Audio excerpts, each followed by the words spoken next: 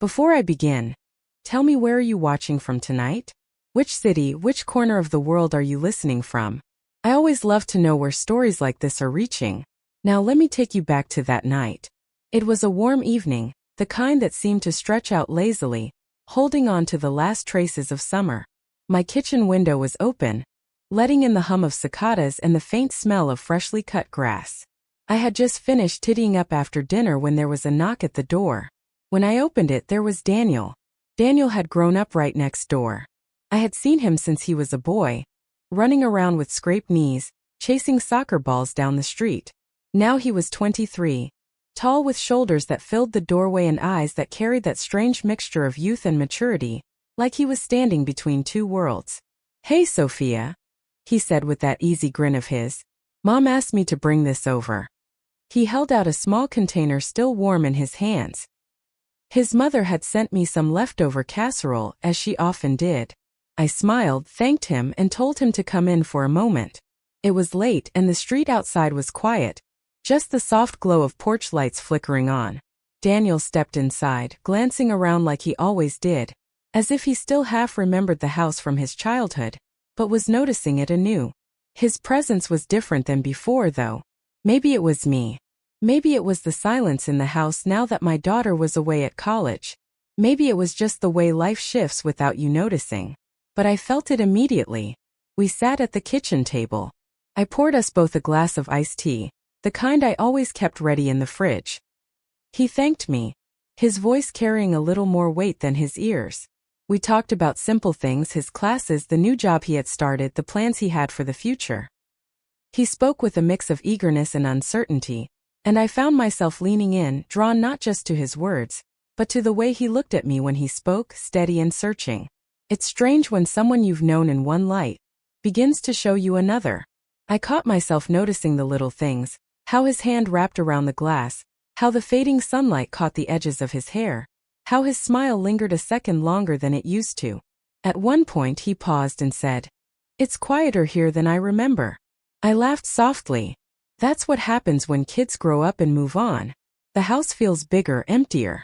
His eyes held mine for a moment too long. "I don't think empty suits you."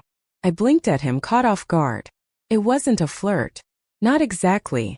It was too gentle, too sincere for that. But it landed differently than anything he had ever said to me before. My chest tightened in a way I couldn't explain.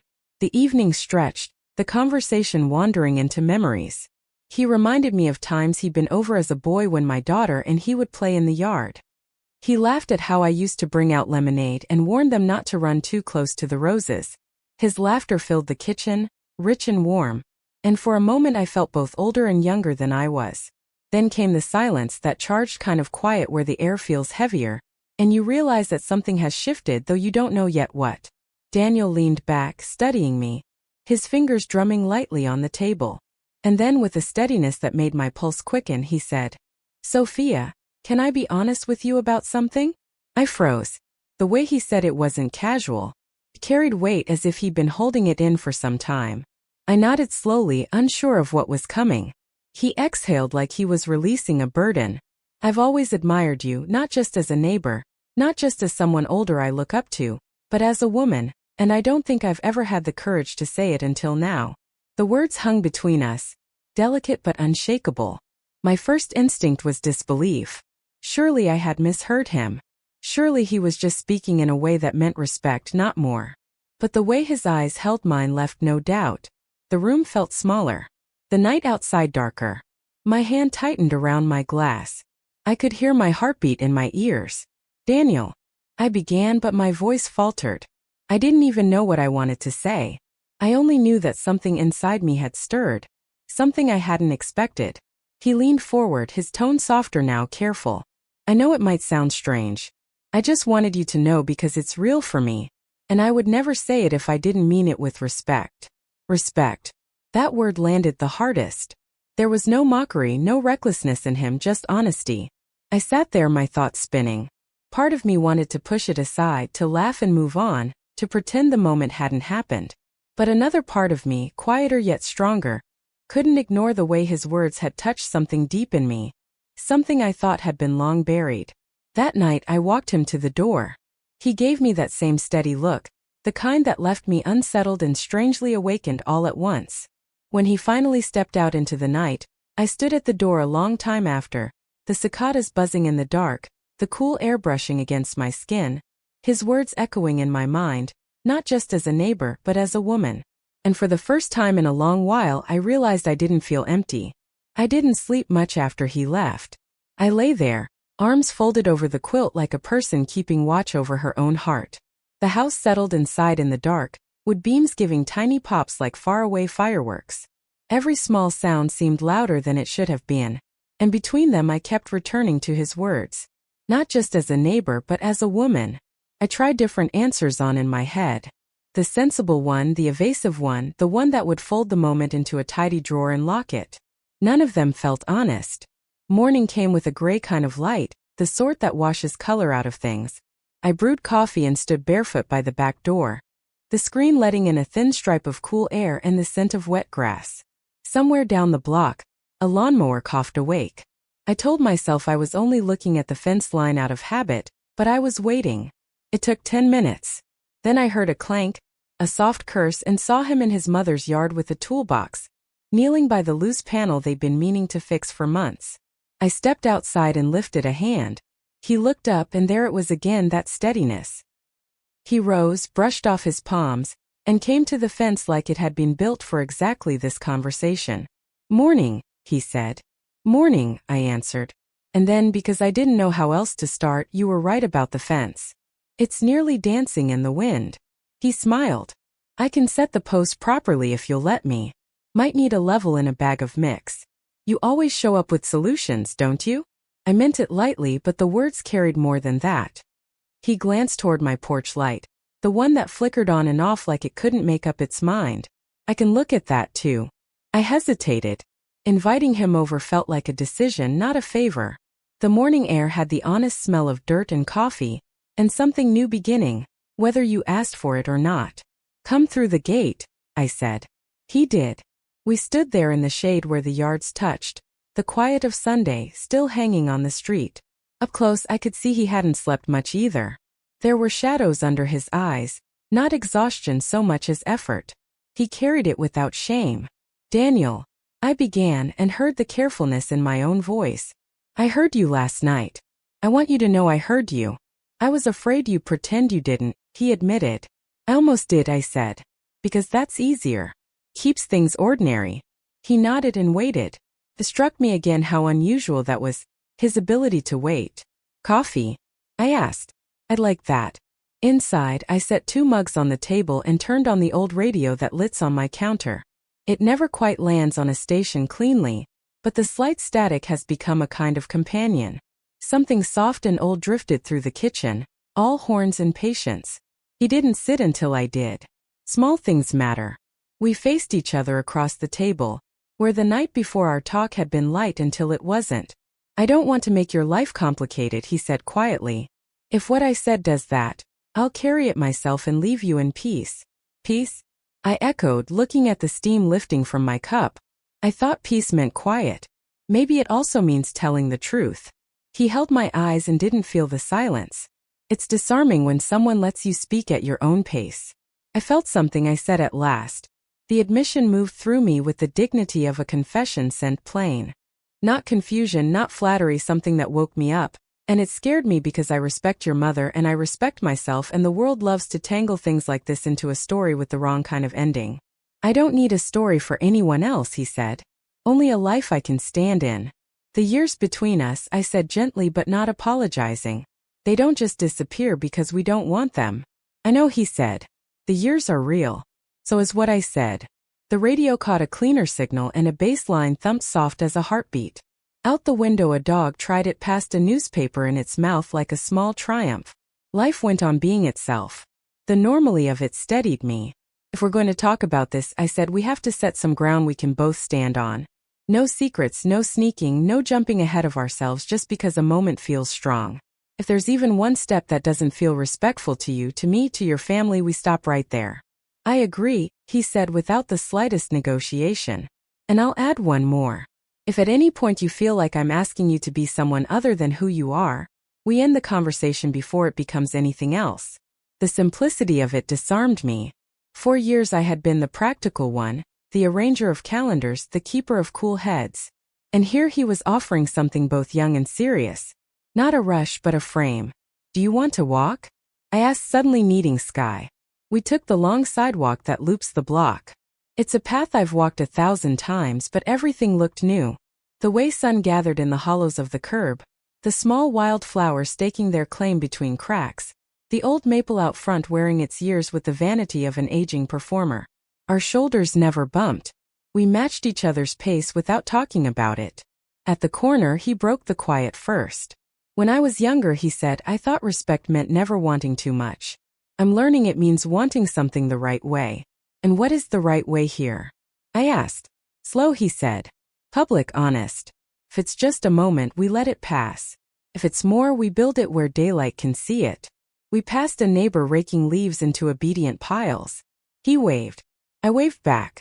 The ordinary world kept giving us cover like a blessing. Back at the house, he repaired the porch light while I held the ladder. The small work of it felt intimate in the old-fashioned sense. Two people restoring something meant to guide strangers to a door. When he flipped the switch, the bulb came steady. A clean circle of warm gold on the step. Look at that, I said. It remembered how to be itself. He grinned. I only reminded it. We sat on the steps with fresh glasses of tea. A breeze came through, fuzzing the edges of everything. The afternoon unspooled like an old cassette tape, soft, imperfect, real. I told him things I hadn't planned to tell anyone. How the house had seemed to grow larger after my daughter left. How the calendar squares were suddenly white and quiet. How I had started cooking too much and freezing neat portions like a person preparing for an unnamed guest. He listened in that active way he had, the way that doesn't interrupt. My turn, he said eventually, and he told me about being 23, and feeling like he was constantly auditioning for a part he wasn't sure he wanted. His job was fine. His friends were fine. His plans were fine. And the word fine sounded like a table that wobbled no matter how you wedged a napkin under it. He spoke about mornings when he woke up with the certainty that he was meant for something honest and solid, something he couldn't quite name, and how when he talked to me, the unnamed thing felt closer, like a shape coming out of fog. None of it was flirtation disguised as death. It was death, full stop. The kind of conversation that makes time slip a little, not because you floated away from life but because you stepped more fully into it. May I ask you something? He said at last. Yes. Can I hold your hand for a minute? Not because it solves anything. Just because I want to honor what I said last night in a way that's simple and clean. It was such a careful question that my answer rose before my doubts could argue. Yes, I said. He didn't reach immediately. He looked at me as if to make sure my yes was still standing. Then his hand found mine, warm, steady, nothing rushed about it. We sat like that, two people on a porch step, hands linked like a quiet bridge. No one driving by would have found a scandal or a headline. They would have seen what it was. A moment with its shoes on, ready to walk if asked. You'll go home after this, I said, not breaking the touch. And I will make dinner for one, and water the rosemary by the kitchen window. And tomorrow if we see each other we'll say hello like neighbors. If we talk again we'll do it by daylight. If this grows it grows with air and room. And if it doesn't, he said, it will still have been true. Exactly. He let our hands rest another beat and then eased away without sadness, as if the moment itself had nodded and said, That's enough for today. We stood. He gathered his toolbox. At the gate he paused, turned back and spoke in that careful way of his. Each word placed. I don't know where this goes. I don't need to know. But I am grateful for how today felt. And I'm grateful for you. Me too, I said. Grateful for you. He left. The yard seemed larger but not empty. The porch light, newly steady, had nothing to prove, and so it simply shone a modest declaration of usefulness. Inside I made dinner for one, and it didn't feel like a compromise. It felt like a choice made by the person I actually am. That night I slept. Not the sleeping of someone who has escaped a problem, but the sleeping of someone who has answered a question with the only honest answer available. Not yet, not no, not yes forever, just yes to the right now done properly. In the days that followed, the world did not rearrange itself around us. It rarely does. We passed in the driveway and waved. He came by on a Saturday with a bag of soil and helped me repot the rosemary. His hands in the dirt, my palms dusted with the same. We sat on the porch with iced tea again, and when the conversation wandered to the larger subjects, work, meaning where to root a life, neither of us hurried it along or tried to shrink it down to something tidy. There were no secrets, no after-dark theatrics, no skirting around people we both cared about. What we had built in that first daylight, are you enough for two honest people to stand, kept holding. I found myself smiling at small things again. The exact sound of the screen door, the way the maple's shadow reaches across the lawn at 4 o'clock in the afternoon, the courage required to tell the truth without a guarantee. My reflection in the hall mirror looked the same, but I recognized her more. A woman with years that means something, not years to be explained away. If you were sitting across from me now, if you were asking for an ending neat enough to fit a headline, I'd tell you the truth. There isn't one, not the kind that closes a book and snaps off the lamp. There's instead a different kind of ending I've come to trust. The kind that invites you to keep walking and keeps you company while you do. A porch light that works, a fence mended so it stands when the wind gets ideas. Two people who decided that whatever this is, it will be done in a way we can both introduce to daylight without lowering our eyes. One evening later that week, the neighborhood settled under a tangerine sky. I was on the step again, nursing tea and letting my mind wander, when Daniel crossed the yard with that same unhurried pace. He stopped at the bottom step as he always did and waited for me to make the invitation. I nodded. He climbed 2 steps and sat, careful to leave a small space between us, the way a respectful person saves a seat for another respectful person's doubts. May I say something? He asked. You may. I meant what I said that first night, he told me, voice low. But if what we build never moves past this porch steps, good talk, work done with our hands, I won't feel cheated. I'll feel lucky. I looked at him a long moment. In the distance, a train sounded its slow, mournful porn, and the air shivered as if the whole town had taken a breath together. I reached my hand into that small saved space between us. He didn't rush it. When his fingers met mine, the porch light hummed faintly as it always does, and I thought, sometimes the bravest thing isn't to leap, but to stand where you are with your eyes open and your word intact. That is where we left it that night. Not at the edge of a cliff or at the bottom of a page with the ink running out, but in the middle of a life. 2 people sitting on a step beneath a working light, holding a simple truth between them like a compass. We will know what to do because we will do it with respect. And maybe that's the surprise of it all. The part no one advertises. How a quiet, honest VS can be the beginning of everything you thought you were too old or too sensible or too late to.